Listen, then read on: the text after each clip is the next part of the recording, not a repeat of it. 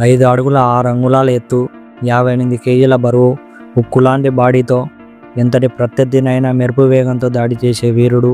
Karate kung fu నేర్చుకునే వాళ్ళకి ఒక ఇన్స్పిరేషన్. ఆ రోజుల్లో అతను ఢీకొట్టే వీరుడు ఎవరూ లేరంటే అతని సత్తా అటువంటిది.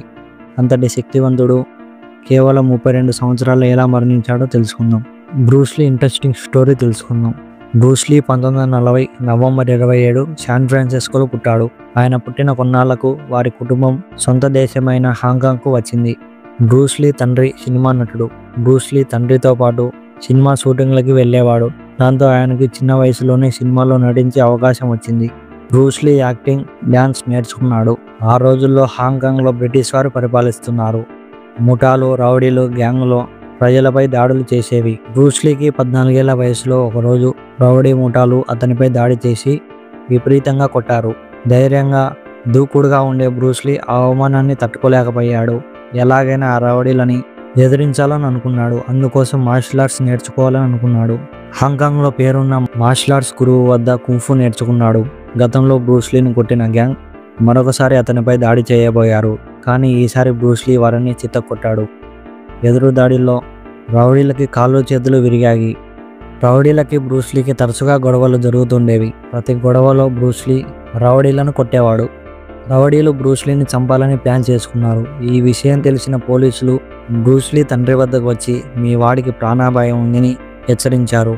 దీంతో బ్రూస్లీ తండ్రిదండ్రులు అతన్ని అమెరికాలోని బంధువుల ఇంటికి పంపించారు. 18 ఏళ్ల వయసులో బ్రూస్లీ మళ్ళీ తాను పుట్టిన చోటికి చేరుకున్నాడు. బ్రూస్లీ మొదట అమెరికాలోని హోటల్లో వెయిటర్గా పనిచేశాడు. హోటల్లో పనిచేస్తుండగా చదువుపై దృష్టి పెట్టి హాంకాంగ్ యూనివర్సిటీలో ఫిలాసఫీ కోర్స్ చేశాడు. చదువుకుంటూనే కాలేజీలో మార్షల్ ఆర్ట్స్ ప్రాక్టీస్ చేసేవాడు. ఆయన ప్రాక్టీస్ చేసేది చూసి స్నేహితులు అభిమానులుగా మారారు. తమకు కుంఫు నేర్పించమని కొందరు స్నేహితులు ఆయన్ని కోరారు. దీంతో 1963లో జెన్ఫాన్ కుంఫు అనే ఇన్స్టిట్యూట్ని స్టార్ట్ చేశాడు.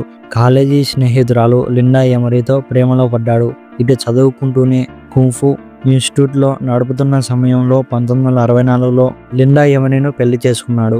బ్రూస్లీ కుంఫులో అమెరికాలో మంచి పేరు సంపాదించుకున్నాడు. కొందరు చైనా మార్షల్ ఆర్ట్స్ గురువులు ఆయన ఎదుగుదలను చూసి ఓర్వలేక చైనాకు మాత్రమే పరిమితమైన మార్షల్ ఆర్ట్స్ సీక్రెట్ని అమెరికా వారికి నేర్పిస్తున్నామని, చంపేస్తామని బెదిరించారు. తనకు తెలిసిన కరాటే, కుంఫు, బాక్సింగ్ను కలిపి జీత్ కుండు అనే కొత్త రకం మార్షల్ ఆర్ట్స్ని తయారు చేశాడు. ఆ రోజుల్లో బ్రూస్లీ 1 ఇంచ్ పంచ్ ఓ సంచలనం. మార్షల్ ఆర్ట్స్లో వారు ఆరుతేరిన ఎంతటి మునగాడినైనా ఆయన 1 ఇంచ్ పంచ్తో కుప్పకూల్చేవాడు. మెరుపు వేగంతో బ్రూస్లీ చేసే విన్యాసాలు జనంలోకి అతి త్వరగా దూసుకెళ్లాయి. 1 ఇంచ్ పంచ్తో బ్రూస్లీ లక్షలాది మంది అభిమానులను సొంతం చేసుకున్నాడు. డ్రాగన్ ఫ్లాగ్ అనే ఫోజులో అరగంట సేపు ఉంటూ ప్రజల్ని ఆశ్చర్యం చేసేవాడు. ఆకాశంలోకి విసిరిన బియ్యం గింజల్ని చాప్ స్టిక్తో పట్టుకునేవాడు. చేతుల్లో కాయను ఉంచి చెయ్యి మూసేలోపల కాయని తీయడం, కొత్త కొత్త విన్యాసాలు ప్రపంచానికి పరిచయం చేశాడు. అప్పటి వరకు ఏ మార్షల్ ఆర్ట్స్ ఆర్టిస్టులు కూడా చేయలేని ఎన్నో విన్యాసాలు చేసి శబాస్ అనిపించుకున్నాడు. బ్రూస్లీకి పెళ్ళైన సంవత్సరానికి బాబు పుట్టాడు. తమ కొడుక్కి బ్రాండన్ బ్రూస్లీ అని పేరు పెట్టుకున్నాడు. మార్షల్ ఆర్ట్స్లో దూసుకెళ్తున్న బ్రూస్లీకి కొన్ని షో సీరియల్లో నటించే అవకాశం లభించింది. బ్రూస్లీకి సినిమా హీరోగా, మార్షల్ ఆర్ట్స్ కోచ్గా ఉండే అవకాశం వచ్చింది. దీంతో బ్రూస్లీ అమెరికాలో ఒక పెద్ద సెలబ్రిటీ హోదా సొంతం చేసుకున్నాడు. మార్షల్ ఆర్ట్స్ ఎక్కువగా ప్రాక్టీస్ చేసే బ్రూస్లీకి 1970లో వెయిట్ లిఫ్టింగ్ చేస్తుండగా వెన్నుముక దెబ్బతింది. దాంతో డాక్టర్లు ఆయన జీవితంలో మార్షల్ ఆర్ట్స్ చేయలేవని చెప్పారు. కానీ 6 నెలల విశ్రాంతి తర్వాత మార్షల్ ఆర్ట్స్లో ముడిపడి కంటే ఎక్కువ ఉత్సాహంతో విన్యాసాలు చేశాడు. ట్రీట్మెంట్ తీసుకున్న 6 నెలల్లో మార్షల్ ఆర్ట్స్పై చాలా ఆర్టికల్స్ రాశాడు. రాసిన ఆర్టికల్స్ ఎంతోమంది మేధావులను ఆలోచింపజేసింది. బ్రూస్లీ రోజుకు 2000 పంచులు, 10,000 కిక్కులు, 5 కిలోమీటర్ల పరుగుతో ఎప్పుడూ ప్రాక్టీస్ చేసేవాడు. బ్రూస్లీకి 2వ సంతానం కూతురు జన్మించింది. బ్రూస్లీ తన కొడుకు కూడా మార్షల్ ఆర్ట్స్ నేర్పించాడు. హాంకాంగ్లో ఉన్న తన తండ్రి చనిపోవడంతో కుంఫు ఇన్స్టిట్యూట్ని తన స్నేహితులకు అప్పగించి హాంకాంగ్కు వెళ్ళిపోయాడు. బ్రూస్లీ హాంకాంగ్కు చేరగానే అక్కడి ప్రజలు ఆయన్ను పెద్ద స్టార్ హీరోగా చూశారు. మీడియా సంస్థలు ఆయన ఇంటర్వ్యూ చేసి బ్రూస్లీ గొప్పతనం గురించి రాసేవి. తమ దేశస్థులు తనను ఎంత గొప్పగా అభిమానిస్తున్నందుకు చాలా గర్వపడ్డాడు. తన దేశంలో ఉంటూ ఇక్కడే సినిమాలు చేసుకోవాలని నిర్ణయించుకున్నాడు. హాంకాంగ్లో రెహమాన్ చావ్ అనే నిర్మాత బ్రూస్లీతో బిగ్ బాస్ అనే సినిమా తీశాడు. ఆ సినిమా ఆసియాలో అప్పటి వరకు ఉన్న అన్ని రికార్డులను తిరగరాసింది. ఓవర్ నైట్లో బ్రూస్లీ పెద్ద సూపర్ స్టార్ అయ్యారు. బ్రూస్లీ చేసే ఫైట్లు కెమెరా కూడా చిక్కనంత వేగంగా ఉండేవి. అందుకోసం ఫైట్ని స్లో మోషన్లో రికార్డ్ చేసేవారు. కొంతకాలానికి ఆయన స్పీడ్ క్యాచ్ చేయడానికి కొత్త రకం లెన్స్ వాడేవారు. బ్రూస్లీ చేసే విన్యాసాలకు ప్రపంచం మొత్తం సూపర్ స్టార్గా పేరు సంపాదించుకున్నాడు. తాను నటించిన ఫిస్ట్ ఆఫ్ ఫ్యూరీ అనే సినిమాలో నాన్సాగా అనే కొత్త రకం వేపన్ని పరిచయం చేశాడు. దీంతో తన రికార్డుని తానే బ్రేక్ చేశాడు. తానే కథ, మాటలు, fights, direction, hero, producer, dance మాస్టర్గా వే ఆఫ్ ది డ్రాగన్ అనే సినిమా చేశాడు. ఈ సినిమా ప్రపంచవ్యాప్తంగా సూపర్ హిట్ అయ్యింది.